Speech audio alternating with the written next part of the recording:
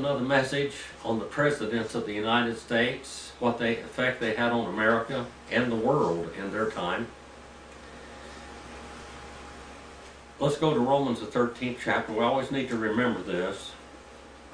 Let every person be subject to the governing authorities, for there is no authority except from God, and those who exist are established by God.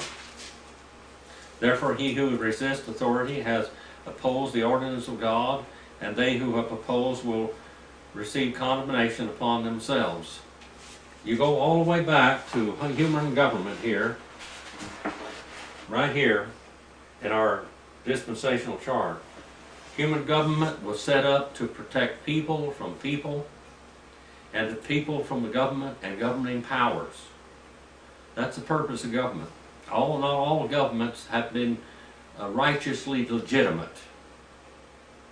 But government is supposed to protect the honest citizen from the criminal and the honest citizen from the government and abuse. Rulers are not a cause of fear for good behavior, but for evil. Do what you want to have no fear of authority. Do what is good, and you will have praise from the same. Surely, that's what the way government is supposed to be. For it is a minister of God to you for good. But if you do what is evil, be afraid, for it does not bear the sword. That means capital punishment in vain. For it is a minister of God, an avenger, who brings wrath upon the one who practices evil. Wherefore it is necessary to be in subjection, not only because of wrath, but also for good conscience sake. Be a good citizen. It says, because of this you also pay taxes. For rulers are servants of God, devoting themselves to this very thing. Render what is due to them, tax to whom tax is due, custom to whom custom is due, and fear to whom fear and honor is due. Now, there have been times in the history of America when that didn't quite work out right. We looked in the past at presidents. Abraham Lincoln was basically, he rewrote the Constitution, reinterpreted the Constitution. He was a corporate lawyer. He just threw this nation into a civil war, which didn't even need to be fought in all reality. States were dissolving their slavery unwillingly and with states' rights one after the other in America. We had a lot of differences of opinion in America. But he shut down freedom of press, took people's guns away from them. First and Second Amendment rights were just thrown away. 600 to 750,000 people died because of his decisions. Another man came on the scene, Andrew Johnson. Andrew Johnson had been a former slave. He tried to heal the difference between the North and the South, but the Republican Party was in total control, so they fought him all the time. And he has probably one of the worst reputations of a president in history. But yet, he was a good man. He was the one that put in the Homestead Act. He tried to heal the wounds between the North and the South. The carpetbaggers had gone in the South, and there was an absolute rapacious amount of criminal activity in the South by the North for 12 years. The wounds were not healed for more than 100 years because of what Lincoln did and what Grant would do. Grant came on the scene. Grant was an honest man. He was a great warrior. But he never would have swept the South without breaking all the rules of war and absolutely declaring war on the civilians, every civilian in the South. Under the Geneva rules of war today, he would have been a war criminal. Sherman especially, William Tecumseh Sherman. The United States was thrown in absolute turmoil. The corruption in Grant's presidency was horrible. Grant was an honest man. He made some horrible mistakes. He despised Indian culture. He set in Indian concentration camps called reservations and Indian schools, which were nothing but reformatories. My family was in them. I am American Indian. We tasted of that wrath. The Black Hills were stolen, the treaties were destroyed, broken. Grant made a lot of mistakes in dealing with the Native Americans, and a lot of mistakes in allowing the South to be ravaged and pillaged. The Ku Klux Klan rose hard during Grant's administration because the whites were trying to protect themselves from the carpetbaggers, and then the blacks that had gotten so much power, it was an absolute upheaval in the South. He fought the Ku Klux Klan, but he didn't by any means take it over.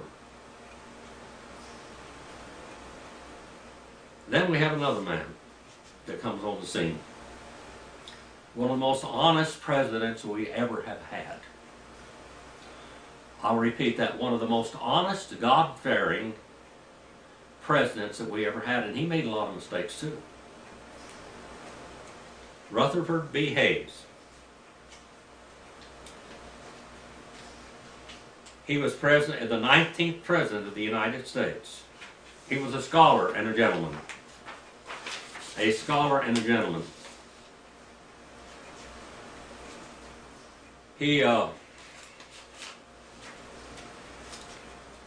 When he said something, he meant it.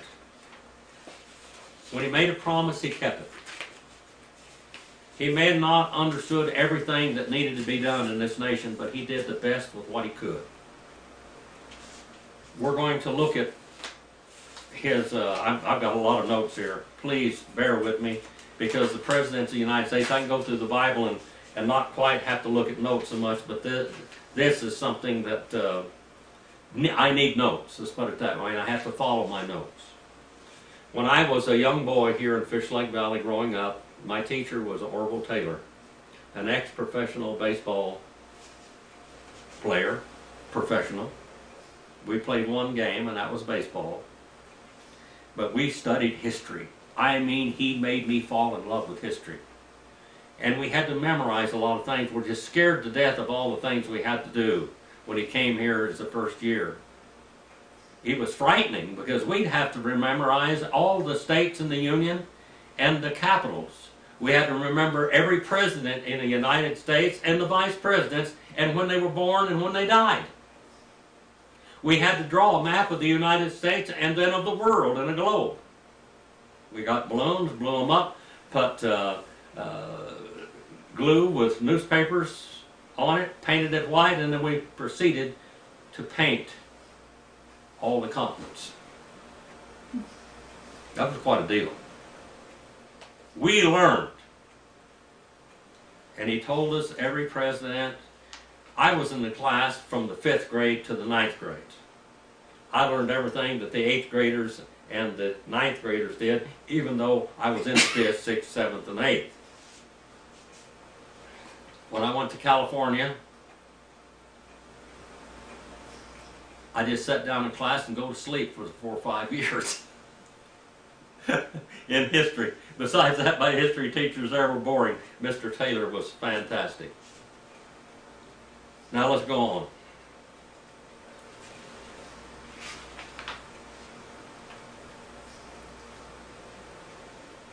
He was born Rutherford Burchard Hayes, October 4th, 1822, in Delaware, Ohio. He died January the 17th, 1893. He was age 70 in Fremont, Ohio. His political party in the beginning was the Whigs in 1854, and then the Republicans from 1854 to 1893. His wife's name was Lucy Ware Webb. She was born in 1852 and died in 1889. He had 8 children: Webb C. Hayes and Rutherford P. Hayes. And he went to Kenyon College and also Harvard University. He was a lawyer mainly and a politician. He was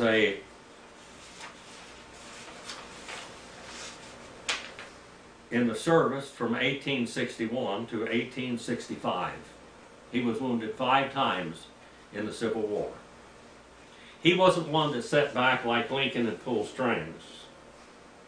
He fought. Andrew Johnson fought. Rutherford B Hayes was out there in the front lines fighting battles. He was wounded 5 times. He would have had 5 Purple Hearts today. He was in the 23rd Ohio Infantry in the Kanawha Division, and the battles that he fought in the Civil War was the Battle of the South Mountain, the Battle of Cloves Mountain, and the Valley Campaigns in 1864.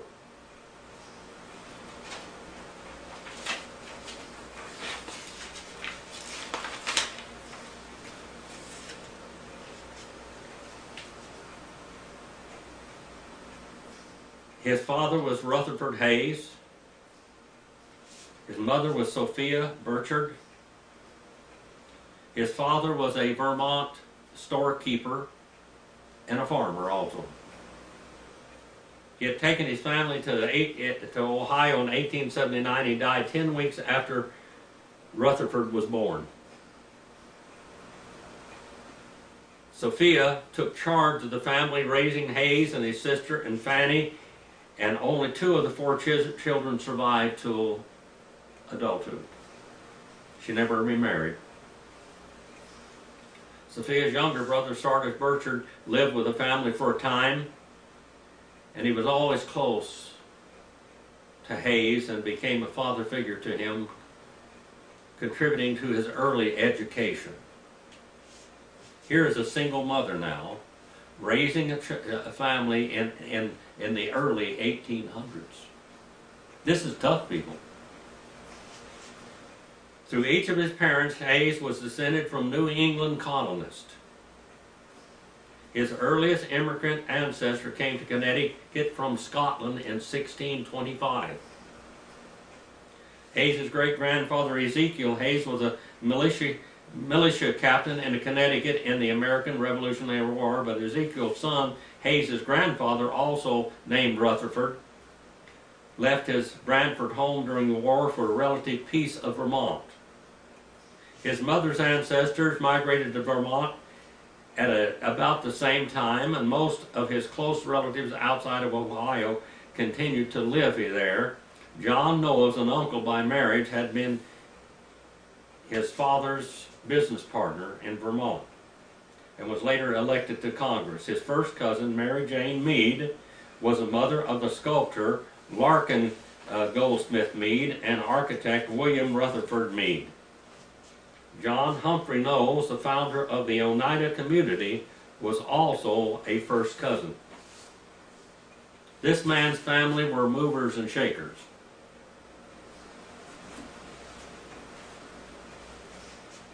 He attended the common schools in Delaware, Ohio, and enrolled in 1836 in the Methodist Norwalk Seminary in Norwalk, Ohio. He did well. He was always in the top of his class. He was a student. He was a scholar. And he was a gentleman. And he was a truthful man. He studied Latin and Koine and classical Greek.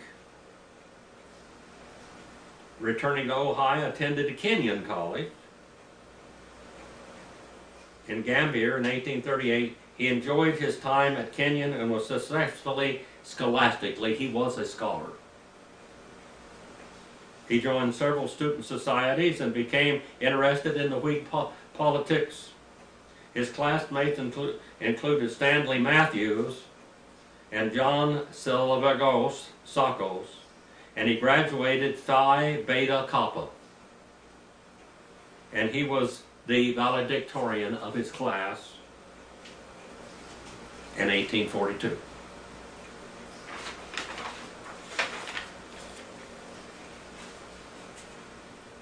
He briefly read law in Columbus, Ohio, and Hayes moved east to attend Harvard Law School in 1843, graduating with a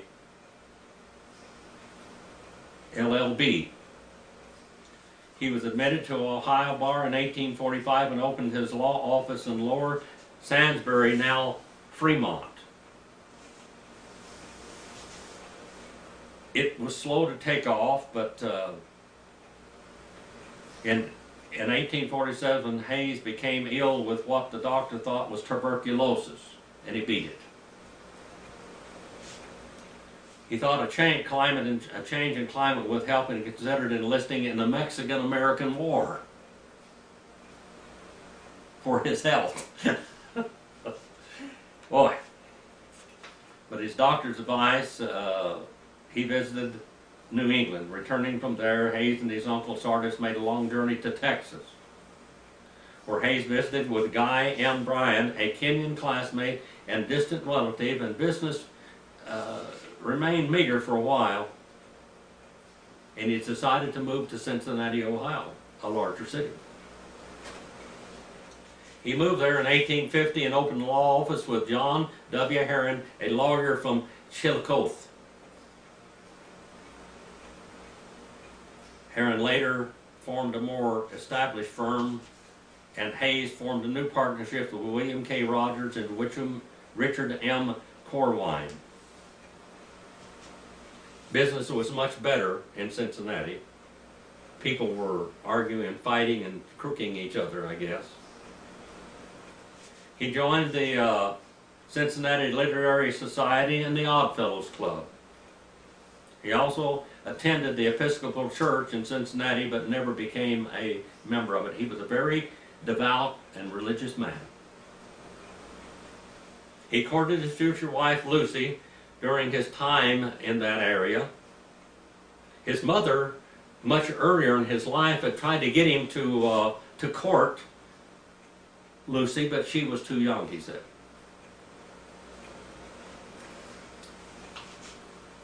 Four years later, Hayes began to spend more time with Lucy, and they became engaged in 1851 and married in December the 30th, 1852, at Lucy's mother's house.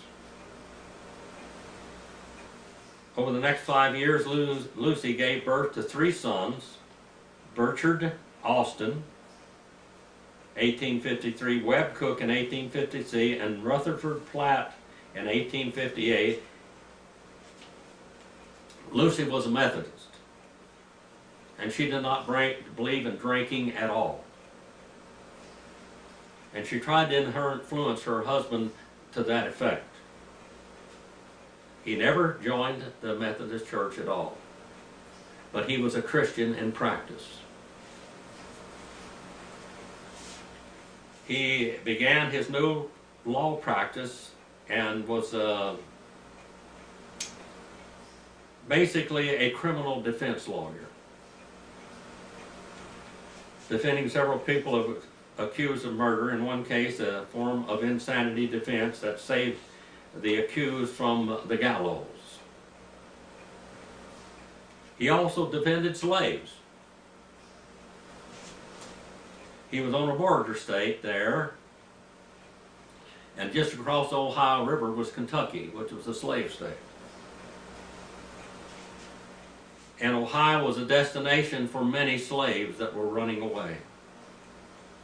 And he defended them. And you have to remember now that the Republican Party, the radical Republican Party, is like the radical Democratic Party today. You may not understand that, but just that's the way it was. The radical Republicans were like the radical Democrats today.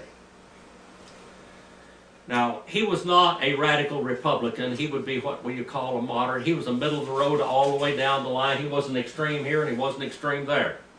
And he tried to make peace wherever he went.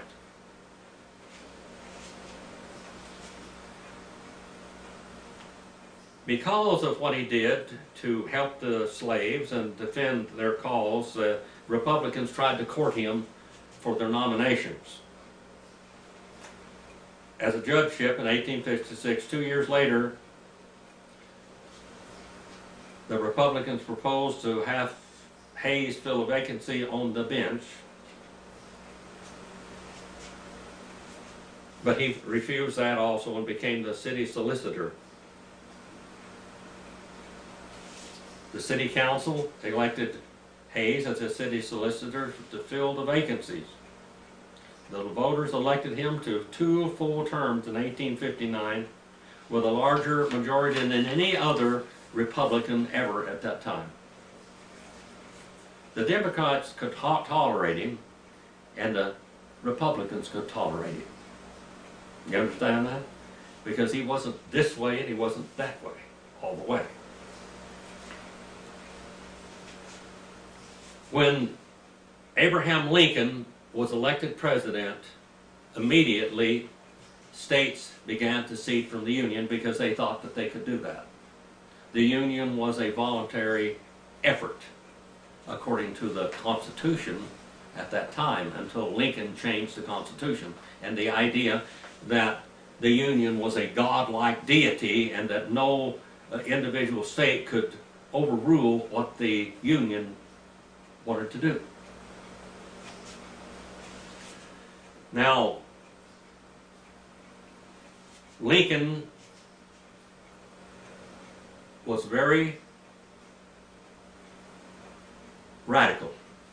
He was a radical Republican. A radical Republican, which would be a radical Democrat today. He believed in forming America just like Alexander Hamilton did. Big government. Big government. Centralized power.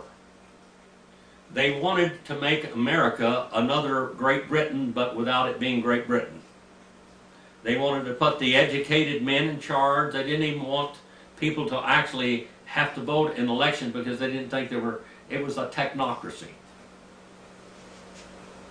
They didn't think the average man had enough sense to vote and take care of himself. The electoral college was very powerful. Any newspaper that spoke against Lincoln was immediately shut down. Anybody, I'm talking about in the North now, I'm not talking about in the South. The First Amendment right of speech was completely nullified. Habeas corpus was laid aside.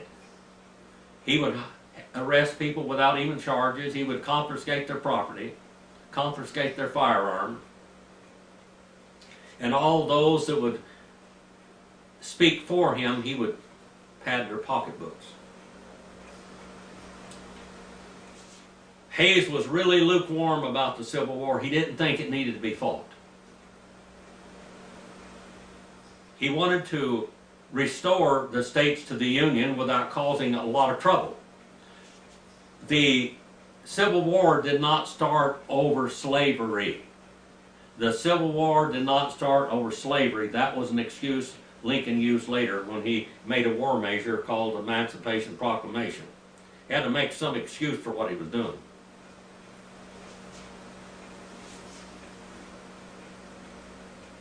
It was causing tremendous conflict. States were just seceding from the Union right and left. They called him the gentle and the benevolent dictator. And now we come down from Andrew Johnson, Ulysses S. Grant, and now we're coming down to a man, Hayes. And Hayes is a peacemaker. But he finally considered that the two sides were irreconcilable, and he suggested that the Union let them go. That was his idea. He suggested that the Union let the states succeed. Let them alone. Just let's do our way. But Lincoln would not let them go because he wanted the money from the taxes. He said, you don't pay your taxes, I will invade you. They offered to pay for all the property in the southern area, the naval bases, the army bases, whatever, the forts, like Fort Sumter. He said no. So basically, where they were finally forced to file on Fort Sumter to make their actions validated that they were not going to go for this. If they thought that if they would attack this fort, that the North would leave them alone and let them secede. And all the time they're trying to make peace with Lincoln, and Lincoln won't hear it. Now, you're not going to hear that in very many places, but that's what happened. Lincoln was not the hero that you think he was.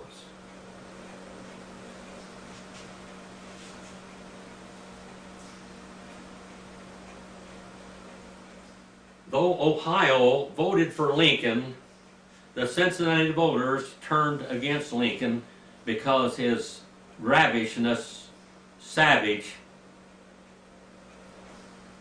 idea of starting a civil war in this country.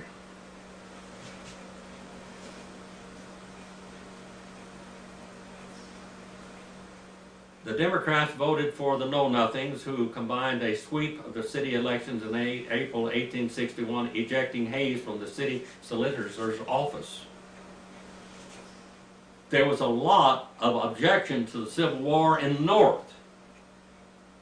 And that's where Abraham Lincoln nullified the freedom of speech.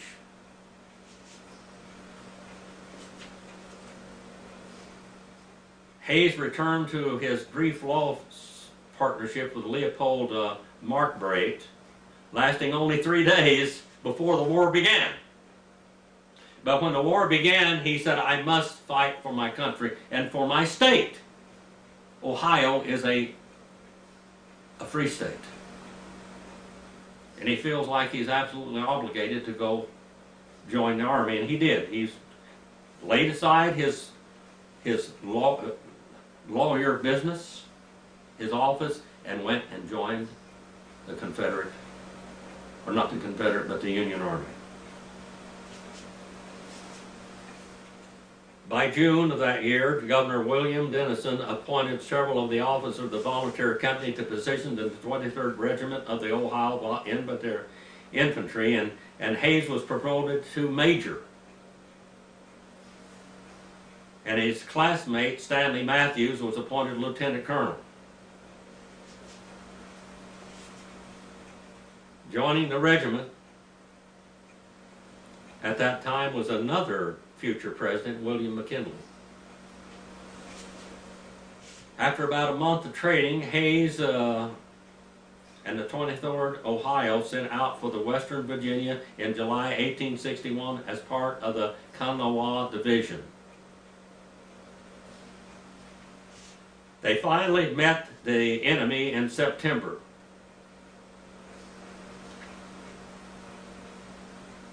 At Conifax Ferry in the present-day West Virginia, and drove them back. In November, Hayes was promoted to lieutenant colonel, and Matthews, his friend, was promoted to colonel of another regiment, and he led his troops deeper into Western Virginia, where they entered winter quarters.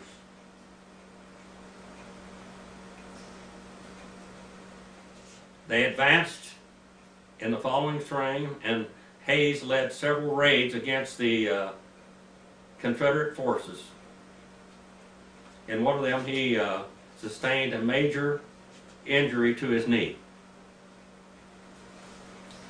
That September, the Battle of Bull Run, Hayes and his troops did not arrive in time for the battle, but joined the army at the Potomac. And they hurried north to cut off Robert E. Lee's army in Northern Virginia, which was advancing into Maryland, which is where the capital was, basically. The Union capital.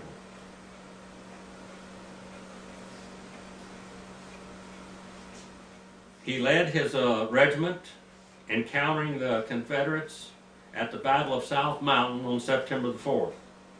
Hayes led a charge against an entrenched position and was shot through his left arm, fracturing the bone. Most time when that happened, they cut your arm off.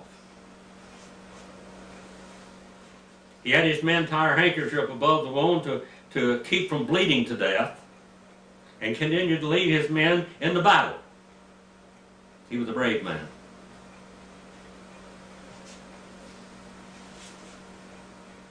While he was resting, he ordered his men to meet a flanking attackman and said his entire command moved backwards, leaving Hayes lying between the lines in enemy lines. They didn't follow his order. Eventually his men came back behind the lines and he was taken to the hospital. His regiment continued on to Antietam, but Hayes was out of action for a while. In October he was promoted to colonel and assigned to a command of the 1st Brigade of Hiawatha Division, a brevet general. He spent the winter near Charleston, Virginia, out of contact with the enemy altogether, and he saw little action until July 1863. When the skirmish with John Hunt Morgan's cavalry at the Battle of Buffington Island. Returning to Charleston for the rest of the summer, Hayes spent the full fall encouraging men of the 23rd Ohio to re-enlist, and many of them did. He was went out to try to encourage the men, to build them up. We got to finish this war. In 1864, his regiment in West Virginia was reorganized, and Hayes' division was assigned to George Crook's Army of the West Virginia, and George Crook was a good friend of his. They destroyed the Confederate salt and lead mines there. They engaged in Confederate troops at Cloyd's Mountain. Now they're beginning to wage war on the civilians. Okay? They're waging war on the civilians' society in the South. Hayes and the men charged the enemy and entrenchments and drove the rebels from the field, or the Confederates from the field. Following the route, the Union forces destroyed Confederate supplies again, waging war on the civilians.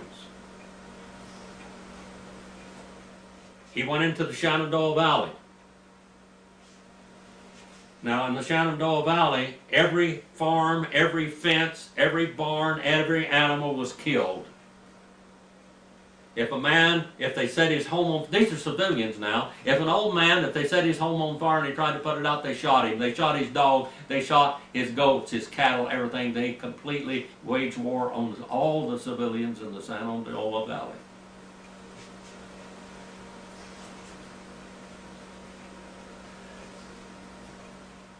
He captured Lexington, Virginia on June 11th. They continued south toward Lynchburg, Virginia, tearing up the railroad tracks and everything in their pathway, burning every home, every business, every church house, every courthouse in their way.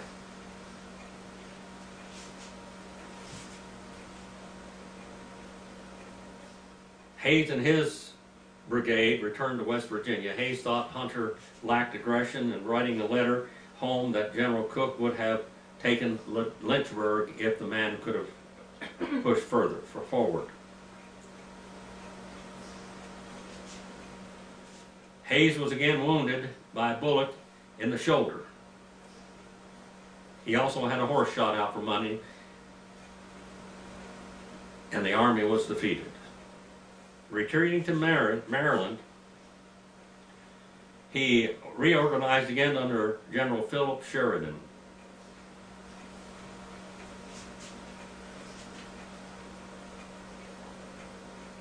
By August early, it was retreating up the valley where Sheridan pursued. Hayes' troops defended off Confederate assault on Berryville and advanced into Opequon Creek, where they broke the hill in the enemy lines on September the 22nd. He had another battle at Cedar Creek on October the 19th. Hayes sprained his ankle after being thrown from a horse and was struck in the head by a bullet. It didn't cause serious injury in his head, but it hit him. His bravery and leadership drew everyone's attention around him. Ulysses S. Grant later wrote of him that this man's conduct in the field was full of gallantry, as well as a display of the qualities of higher order than that of mere personal daring. Hayes was promoted to Brigadier General in October 1864 and breveted Major General. About this time, he learned of the birth of his fourth son, George Crook Hayes. He named him after George Crook. The Army went into winter quarters once again in the spring of 1865. The war was quickly come to a close with Lee's surrender to Grant at Appomattox. Hayes visited Washington, D.C. and witnessed the grand review of the armies. He returned to his home state.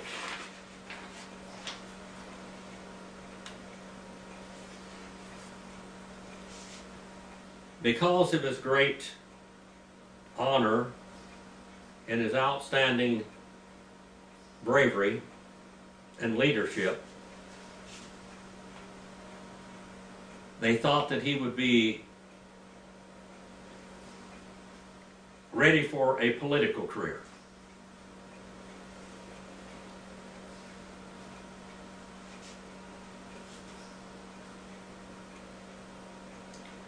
In the 39th Congress assembled in December 1865, Hayes was sworn in as part of the large Republican majority.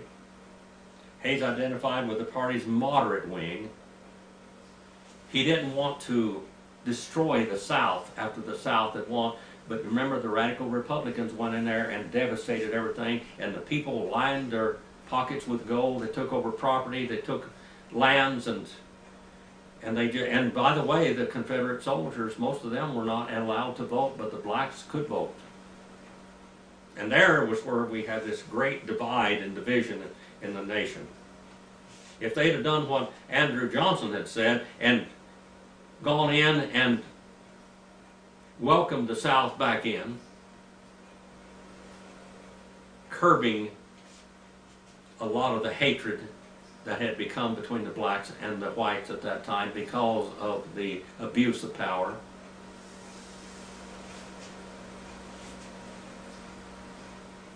The Reconstruction issues under Grant were horrible.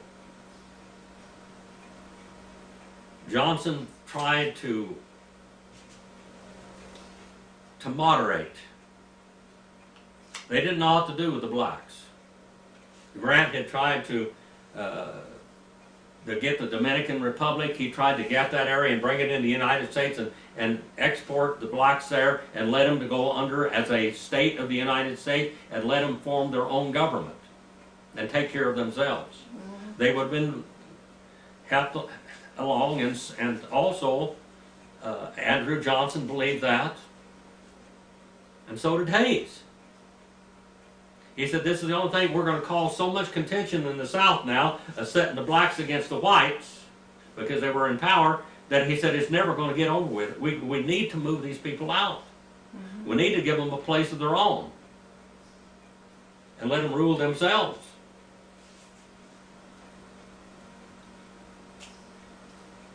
Andrew Johnson tried to grant pardons for many of the leading former Confederates. Hayes disagreed with some of this, and he tried to reject Johnson's vision of Reconstruction to pass the Civil Rights Act. Now, remember, Hayes really was for the black. Now, Hayes and President Grant did more for the black people than Abraham Lincoln ever did. Abraham Lincoln never thought they were equal, never thought that they should be turned loose in white society or ever given the right to vote. Grant pushed for the right to vote, and Hayes defended them. But he wanted to make peace between the blacks and the whites in the South.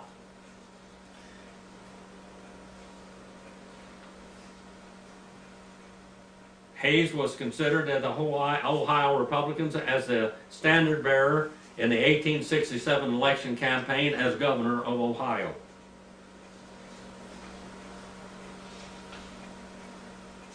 They tried to impeach Johnson. Johnson was he was the only Democrat that stayed with the Union. And he tried to make peace between the Democrats and the Republicans. The Republicans wouldn't have any part of it. They wanted their way or no way. At the time, remember now, the Republicans were the radical Democrats of their day at that time.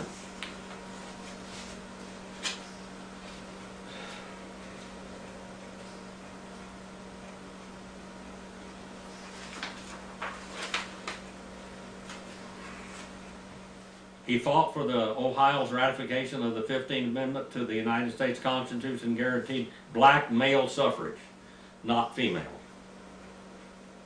Not white female either. He believed that people ought to be trained in college for their ability to do manual labor and trained as mechanics, farmers, engineers, whatever. Along with what we might call a classical education also. He wanted to retire. He found a mechanical college, later to become the Ohio State University. He wanted to go back to his law practice. He wanted to go back with his family.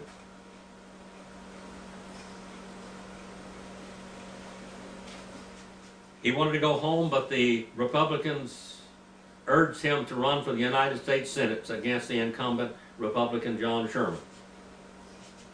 Hayes declined. He wanted to be with his wife and children. He wanted to become U.S. Treasurer in Cincinnati, Ohio. He wanted a cabinet appointment.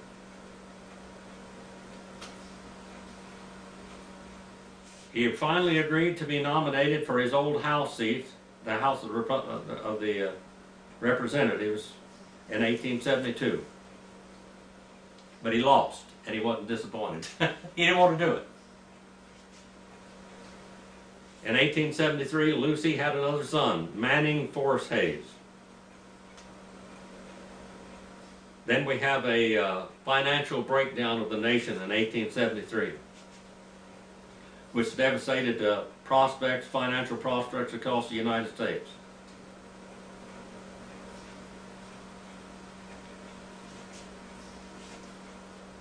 Hayes' uncle Sardis Bachar died that year, and Hayes moved his family to the Spiegel Grove, a grand house that Burchard had built with them in mind.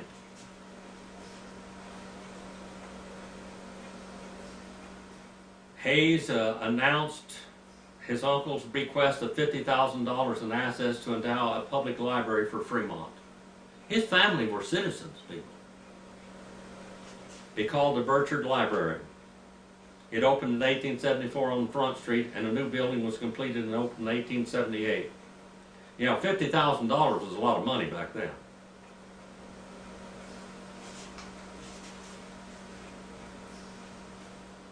Hayes served as chairman of the library's board of trustees until his death. He wanted to stay out of politics and pay off his debts. When he was in the war, he wasn't making money like he was as a lawyer. They nominated him for governor in 1875, and he accepted.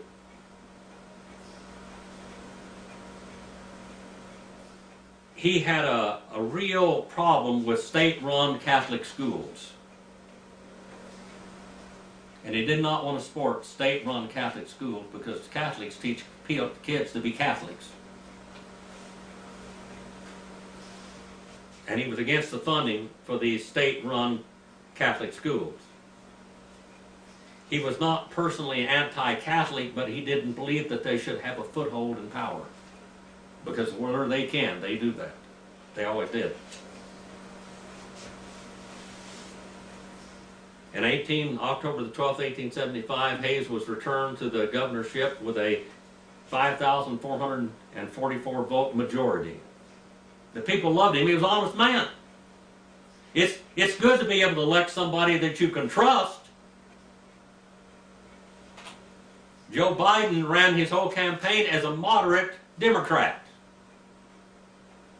And as soon as he was somewhat elected, he began to be a radical Democrat. And even his own people were aghast at what he was doing.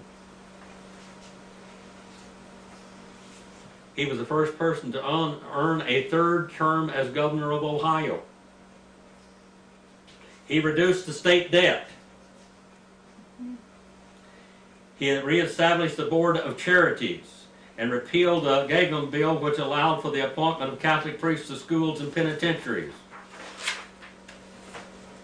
He knew the power that they wielded. Because of his successes and his honesty and straightforwardness and integrity, the Republican politicians began to keep an eye on him for the presidency of 1876.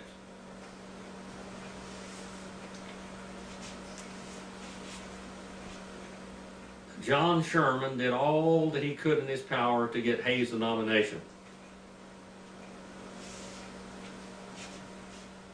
James Blaine of Maine was a favorite, but James Blaine was a crook.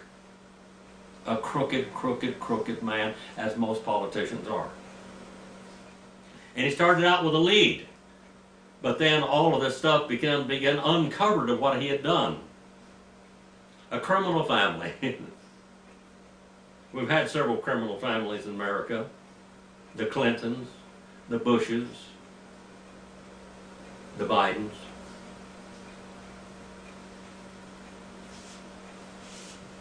The Democratic nominee was Samuel J. Tilden, governor of New York.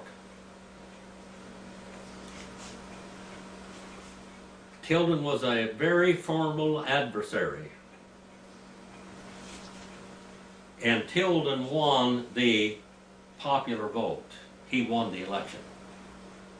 But then they began to fight over the Electoral College. And finally, we just about have another civil war going on here. They said Tilden or blood, because Tilden had won the election.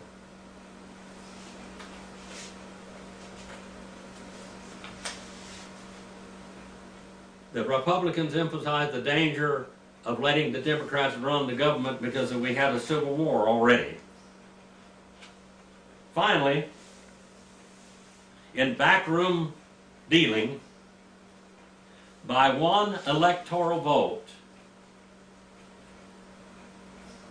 Rutherford B Hayes promised that he would run for only take a presidency for one term, and that he would get the carpetbaggers out of the South and let the South rule itself again. The South had been put in an absolute turmoil now because of the carpetbaggers. We have Jesse James and the Youngers and the Daltons all, well, not the Youngers, because the Youngers weren't robbing banks, in spite of what you think. The Daltons and the James gang were going in and robbing banks and trains because they could not be citizens again. There was a warrant out for their hanging all the time ever since the Civil War. They were not going to be forgiven. They were not going to be turned back in society as civilians. There were warrants out for their arrest and basically tried as war criminals. If anybody wanted to be tried as a war criminal, it should have been Sherman or Grant.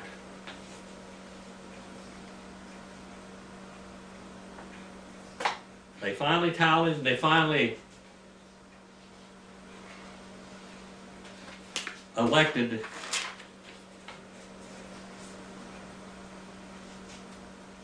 Hayes as President of the United States in a backroom deal.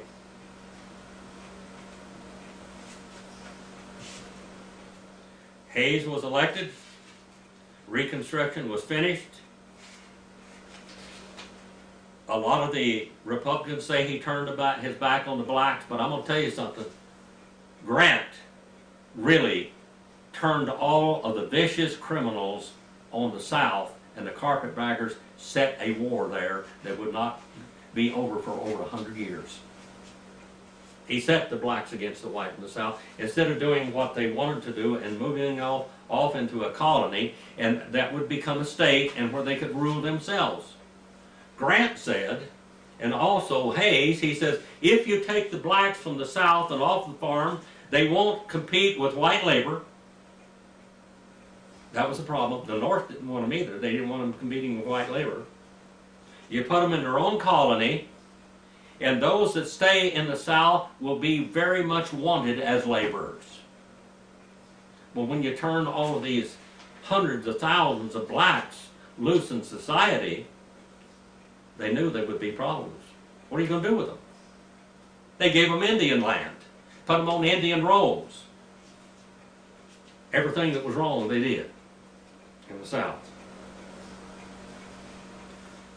March the 4th, 1877 was Sunday, so Hayes took oath of office on Saturday, on March the 3rd in the Red Room of the White House. Mrs. Hayes was called the First Lady for the first time in history.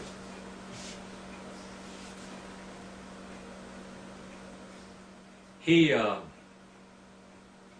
was a great, honest man with extreme integrity, in spite of what he wanted. He would always look at what was best for the whole instead of what was best for him or his party.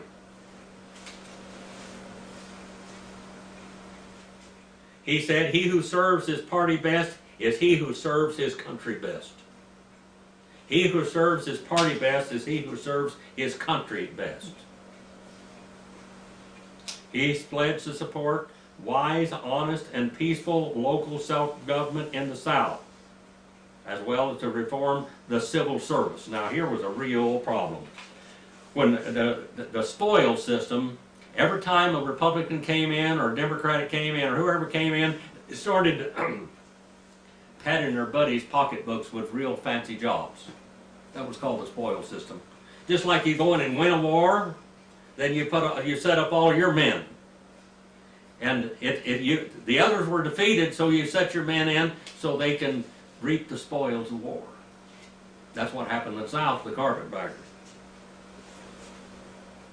He fought to keep a hard money standard, the gold standard and the silver, hard money in America. Greenbacks had been printed all during the Civil War, and there were hundreds of thousands of dollars out there in greenbacks which were not worth a dime.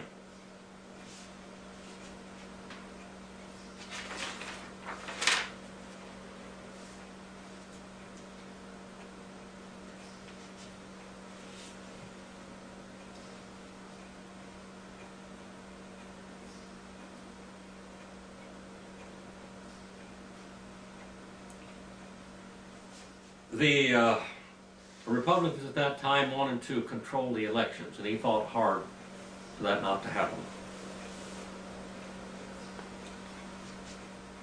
He fought hard to suppress the Ku Klux Klan in the South, but Grant had basically fed the Ku Klux Klan by the carpetbaggers that were there.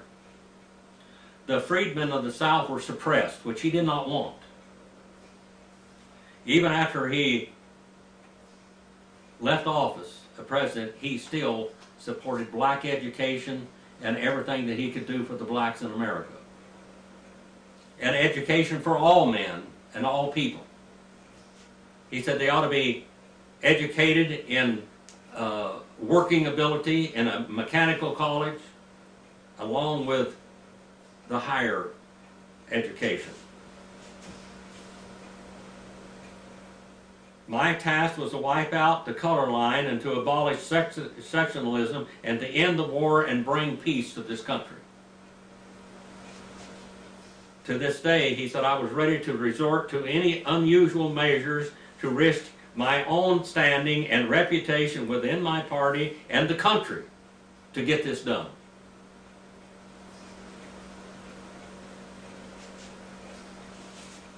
Civil service reform was one of the greatest things he did in his time. If you got a civil service job, you had to be able to work for the job. Number one, you had to be qualified to do the job. And I mean, in New York, there was a spoils system there in Tammany Hall that was horrible, and he fought it tooth and nail. He said the pro-spoil branch of the Republican Party, senators of both sides were accustomed to seeing consulted about political appointments, and they turned against Hayes. His own party turned against him. Foremost among his enemies in the spoil system was Senator Roscoe Conkling, who fought Hayes' reform efforts in every turn of the road.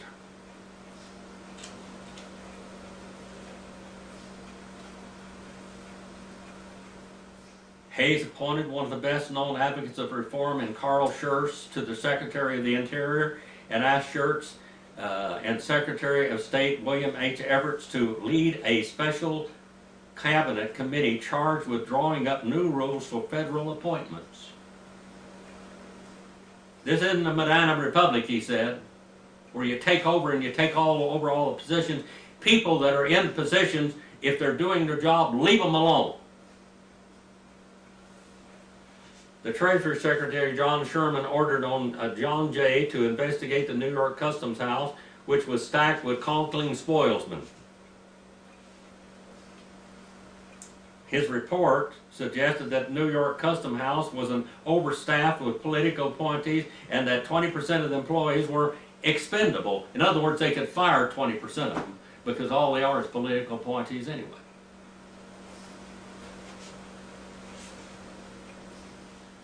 He tried his best to convince Congress to prohibit the spoils system. He issued an executive order that forbade federal office holders from being required to make campaign contributions or otherwise taking part in any party politics. And then there was a man there, a very important man in the future, Chester A. Arthur, the future President of the United States and collector of the Port of New York, and his subordinates Alonzo B. Cornell and George H. Sharp. All Conkling supporters refused to obey the order. In September 1877, he submitted appointments of Theodore Roosevelt Sr. This is Theodore Roosevelt's father. And I, Bradford Prince, and Edward Merritt, all supporters of Everett's Conkling New York rival, to the Senate for confirmation in their replacements. The Senate voted unanimously to reject the nominees. They rejected Roosevelt and Prince by a vote of 31 to 25 and conferred Merritt only because Sharp's term had expired.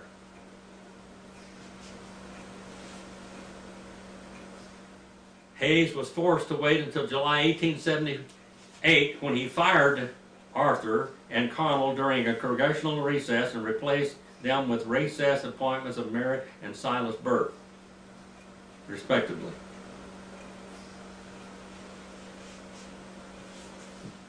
Merritt was approved at 31 to 25 and Burt by 31-19, giving Hayes his most significant civil service reform victory. For the rest of his term, he tried to get Congress to enact permanent reform legislation and fund the United States Civil Service Commission, even using his last annual address to Congress in 1882 to appeal for reform. He said this is a must, honesty, integrity. But it did not pass during his presidency. But his appeal for reform went on. It got a lot of people's attention.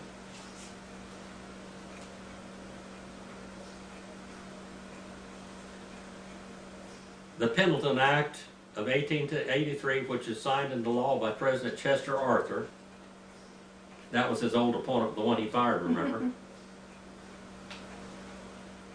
Arthur knew he was right. He might have disagreed with him at the time, he might have lost his job, but he knew that Hayes was a good man and he was right in what he did. And he signed it in the law.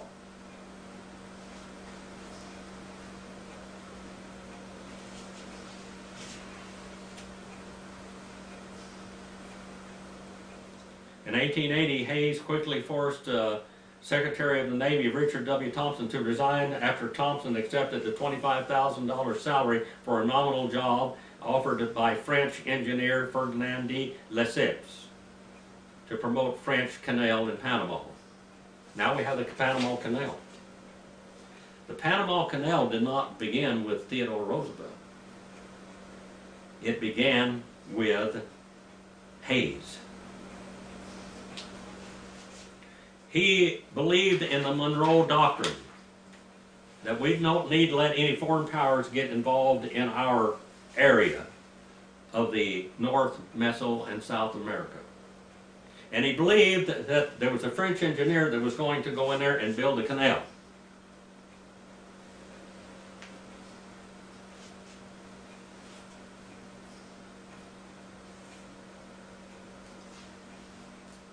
He finally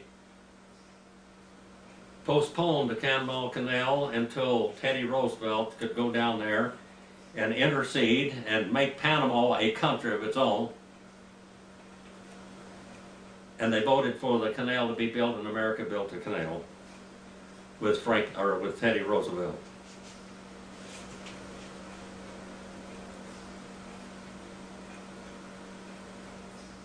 There was a railroad strike in 1877. The Baltimore and Ohio Railroad and then others joined in. And finally, there was a lot of riots going on because their wages were dropped.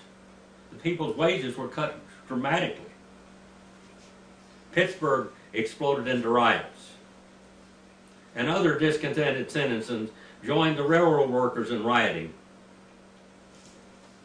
Finally, he sent General Winfield Scott, Hancock, to take command of the situation, and they tried to peacefully disperse the people.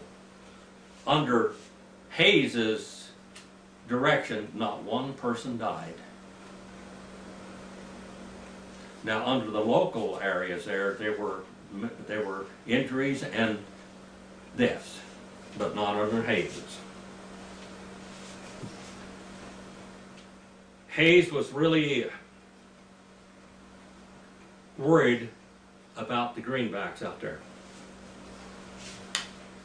And he wanted to go back to a gold standard, which was laid aside when they made all the greenbacks. They were just pouring money into the economy that didn't have anything to back it at all.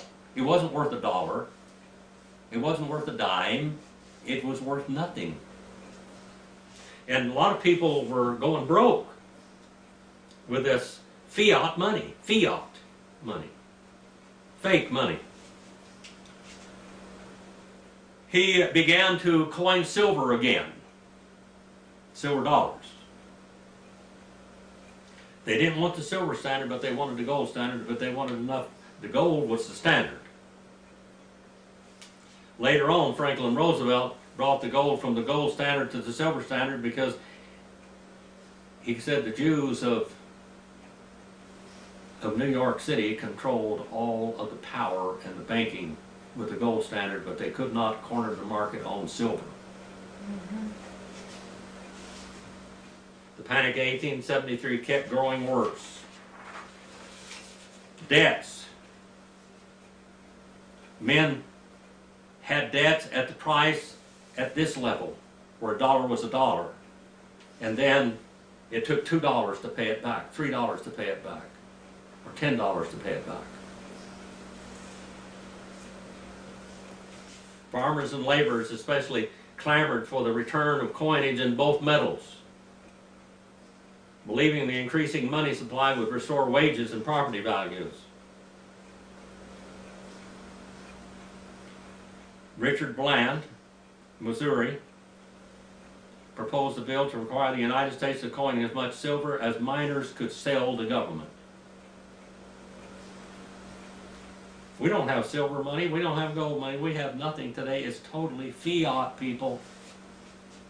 This man saved the country for a while. You know that when the Roman Empire was falling to pieces, they went into fiat money, and finally it propped itself back up and went into gold and silver again. Hard money. Not copper money, or lead money, or brass money, but silver and gold. The Senate limiting the coinage to $2 to $4 million per month, and resulting Bland-Allison Act passed by both houses in 1878. Hayes feared the act would increase inflation and that it would be ruinous to business effective, impairing contracts that were based on the gold dollar when now the silver dollar was proposed.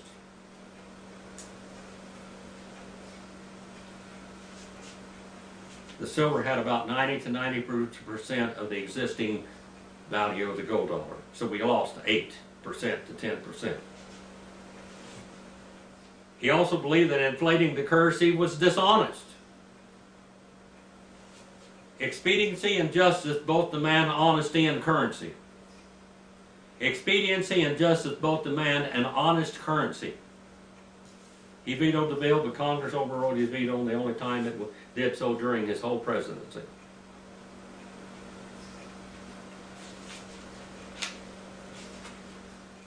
He put out in all the newspapers that the fiat dollar greenbacks were redeemable in gold. He tried to get them back. Only $130,000 of the outstanding $346 million were ever returned,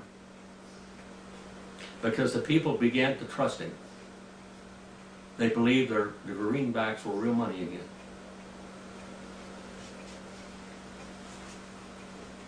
The successful specie resumption, effectively a workable compromise between the inflationists and hard money, and as the world economy began to improve, agitation for more greenbacks and silver coinage quieted down for the whole rest of Hayes' presidency. His foreign policy. He wanted to keep the Panama Canal out of foreign hands, and he interpreted the Monroe Doctrine firmly. He also drew up a firm Mexican border. And he also wrote a law that any of the lawless bands crossing over from Mexico to America and running back and forth, that America could pursue and arrest those people on Mexican soil. Now the Mexicans didn't like that very much, because it was their territory.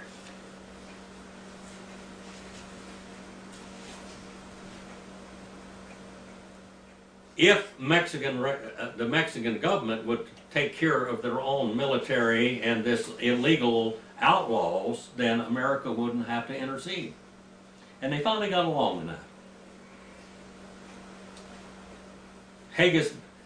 Hayes' biggest foreign policy dealt with China, because China there were thousands of Chinese immigrants coming to America and were bringing down the price of free white labor. There were anti-Chinese leagues all over, on railroads, and they really were persecuting the Chinese people greatly, because the Chinese people were working for nothing. They were used to being slaves, coming here living on nothing and working for nothing. By the way, the Chinese didn't have much rights at all.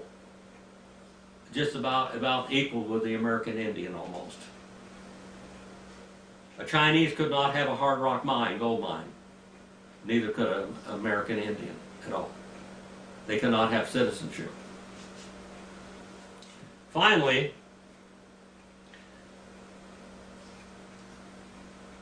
it was agreed with China that we would stop Chinese immigration into America.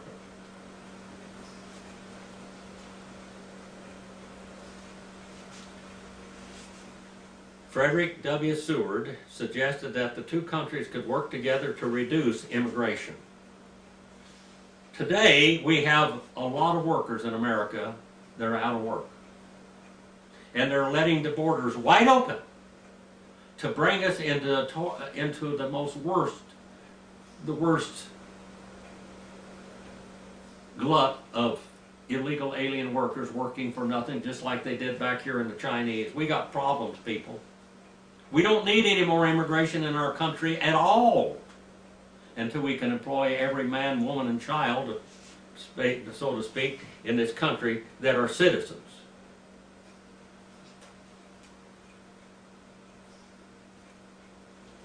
The Chinese Exclusion Act of 1882 was signed into law after Hayes left. Now, this is a bad thing. This is a thing that if Hayes could look back on it, he would have done differently. Indian policy. They began to confiscate all of the tribal lands in America and nullify every treaty that had ever been made with Indians, and they were going to assimilate Indians into white American culture by absolute force. The Indian schools that Ulysses Grant established were nothing more than Indian prisons, reformatories.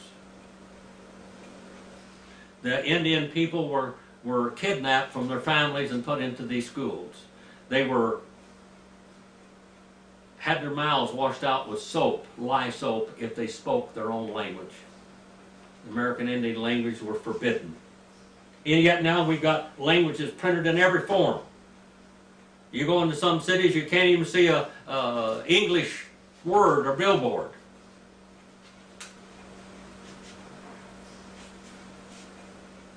They were going to assimilate these Indians into white culture by force. They began the process of the Dawes Act, where they would nullify all and break down every piece of tribal lands into private ownership. And it caused nothing but the death of thousands and thousands and hundreds of thousands of Indians, because when the land was put in their own names, then they were killed and their land was taken.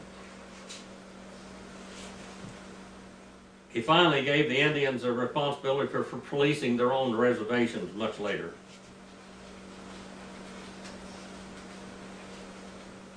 They chased Chief Joseph all over the north, and finally trying to go up there and flee into Canada. They stopped him and arrested him. Chief Joseph surrendered, and William Tecumseh Sherman ordered the tribe transported to Indian Territory in Kansas, where they would remain until 1885. The Nez Perce War was not the last conflict in the West. The Bannock rose in 1875 in Idaho. The Ute tribe broke out in Colorado. They killed an agent, Nathan Meeker, who had been attempting to convert them into Christianity. It wasn't Christianity, it was basically Mormonism. The White River War ended when the Shures negotiated peace with the Ute and prevented white settlers from taking revenge on Meeker's death.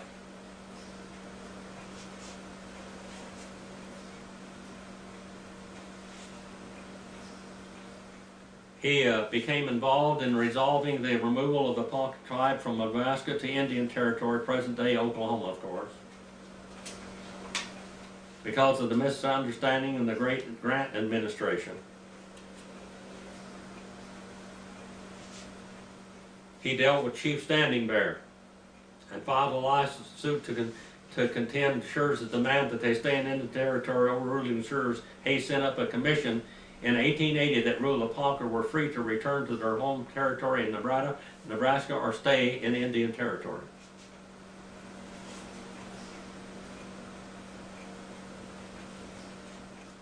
Hayes, in his message in Congress in 1881, insisted that he would give to these injured people that measure of redress which was regarded alike by justice and humanity among all races.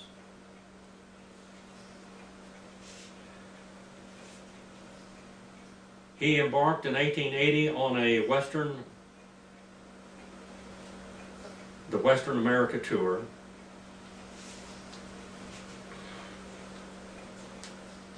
He met Grant in Utah, and William Tecumseh Sherman helped organize the trip. Hayes began his trip in September 1880, departing from Chicago on the Transcontinental Railroad, and he went all the way finally to California, stopping in Wyoming, Utah, and Nevada, reaching Sacramento and San Francisco by railroad and stagecoach. They went up north to Oregon and into Portland and in Vancouver, Washington. They went by steamship from Seattle, finally returned to Ohio in November, in time to cast his vote in the 1880 presidential election. When Hayes went into the White House, they called his wife Lemonade Susie, Lemonade Lucy. He would not allow, after the first party, and he saw people getting drunk and acting nuts, he decided that alcohol would never be served in the White House with the rest of his administration. And lemonade and other drinks would be served instead, or water. Mm-hmm.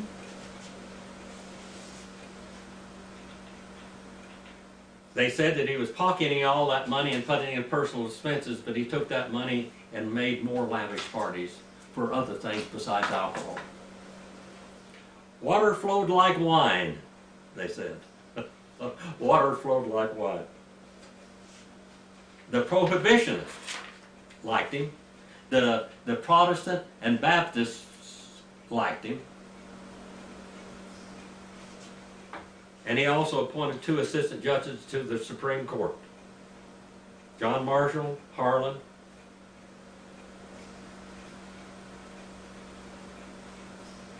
And Harlan was confirmed and served the court for 34 years.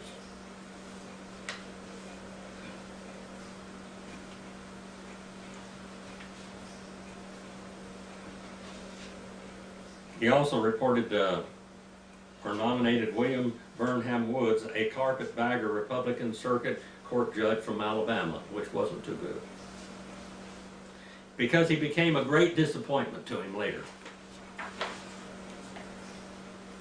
He did not want to seek re-election. He wanted to go back home. His fellow Ohioan, James A. Garfield, was to succeed him. And Hayes and his family moved to Spiegel Grove, where you can go, I believe that's where the presidential library and everything for Hayes is today.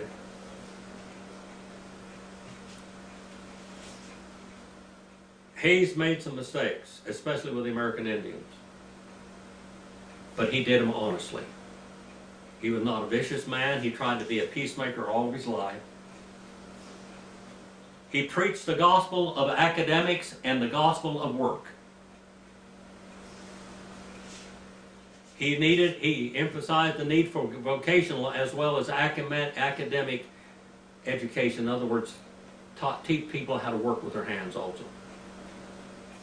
I preached the gospel of work, he wrote. I believed in skilled labor as a part of education. He urged Congress unsuccessfully to pass a bill written by Senator Henry W. Blair that would allow federal aid for education for the first time.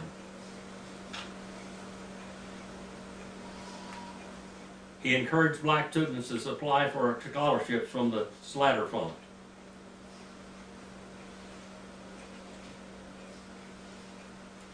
He advocated better prison conditions.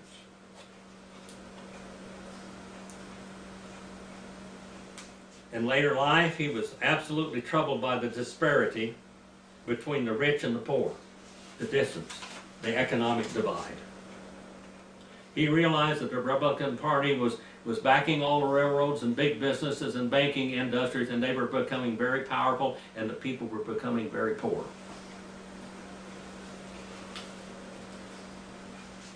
He said, free speech,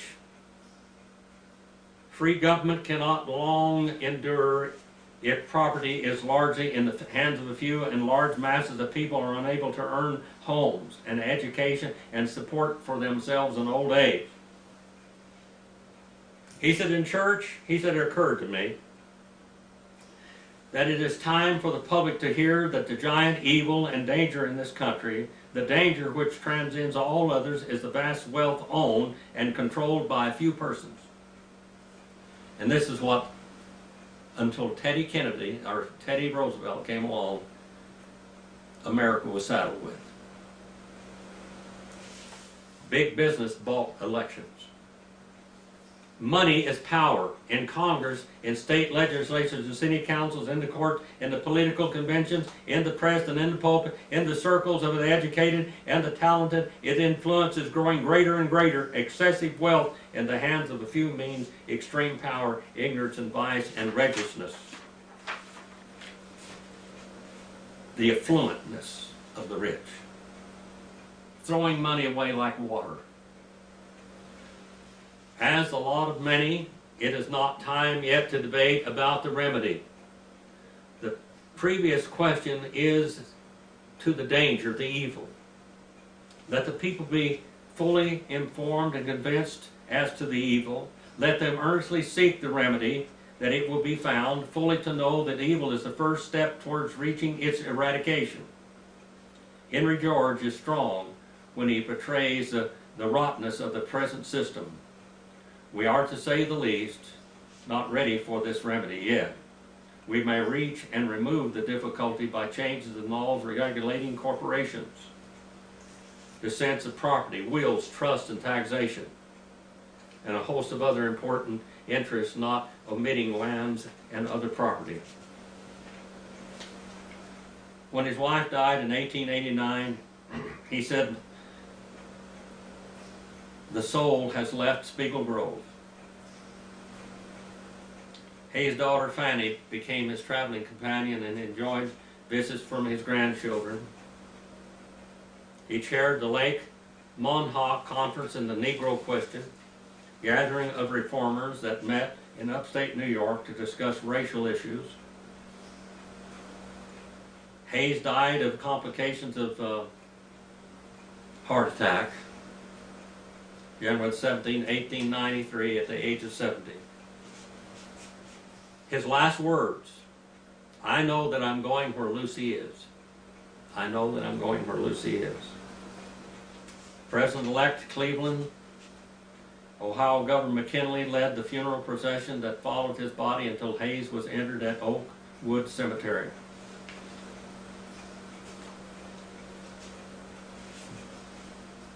His legacy is that he decided the dispute between Argentina and Paraguay in favor of Paraguay, giving Paraguay 60% of its current territory.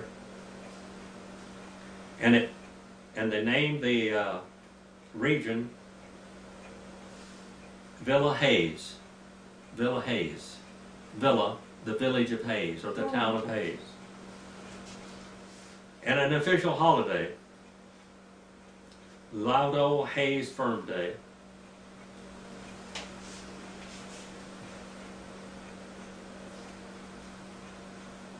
The soccer team, Presidente Hayes, also known as Los Yaquis, based on the national capital. He had a postage stamp in his name.